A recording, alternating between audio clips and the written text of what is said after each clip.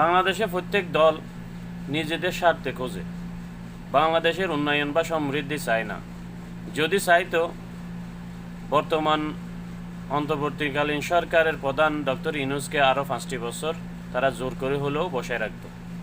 কারণ ওনার দ্বারা যেই উপকার এবং বাংলাদেশের উন্নয়নগুলো হচ্ছে বা হবে, বাংলাদেশে অন্য কোনো রাজনৈতিক দল এসে এগুলো করা সম্ভব নয়।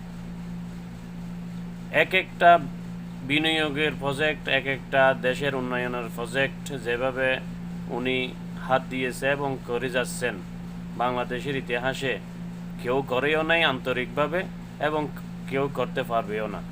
শুধুমাত্র বিগত শহীদ প্রেসিডেন্ট জিয়াউর রহমানে কিছু করার চেষ্টা করেছিল, উনিও সময় পায় নাই। আজকে ডক্টর ইউনূস যেগুলো বহির্বিশ্বে গ্রহণযোগ্য এবং ওনার হাত ধরে যেগুলো উন্নয়ন হচ্ছে, সেগুলো অব্যাহত রাখার জন্য ডক্টর ইউনূসকে আরও 5টি বছর ক্ষমতায় রাখা উচিত ছিল। কিন্তু কে শুনে কার কথা, কোনো দলেই তো ওনাকে চাইবে না। কারণ বাংলাদেশের যেগুলো রাজনীতি করে তারা সবাই ক্ষমতার পাগল, ক্ষমতায় বসার জন্য উঠিপড়ি লাগে। তাদের দেশের উন্নয়ন বা মানুষের জনগণের ভাগ্য পরিবর্তনের প্রয়োজন নাই। তাদের প্রয়োজন তারাই ক্ষমতায় বসবে, তারা লুটিপুটি খাবে, দুর্নীতি করবে, বাহিরে অর্থ পাচার করে সম্পদশালী হবে। তাদের এই সমস্ত কাজেই রাজনৈতিক দলের কাজ।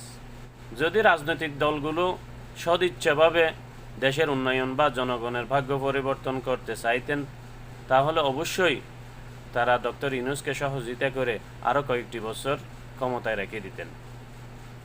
যাক, সেটা এখন তো ক্ষমতার ফালা বদলে বা ক্ষমতার লোভের কারণে হচ্ছে না। তারপরও আমি অনুরোধ করব, আগামীতে যারা ক্ষমতায় আসবেন তারা ডক্টর ইউনূসকে কোনো একটা পদ দিয়ে, অর্থাৎ রাষ্ট্রপতি হলেও বানাইয়া রাখলে দেশের উন্নয়ন ঘটাতে পারবে এবং ওনার দ্বারাই কিছু বহির্বিশ্বের কিছু সুযোগ সুবিধা এবং ডিজিটালায়ন করতে পারবে। সেটাই আমার অনুরোধ। ডক্টর ইউনূসকে যে কোনো সরকার ক্ষমতায় আসুক, বিএনপি বা জামাত, সকলের প্রতি আমার অনুরোধ, ওনাকে সরকারের কোনো একটা অংশ, সরকারের অংশ বানাইয়া রাখাটা উচিত হবে।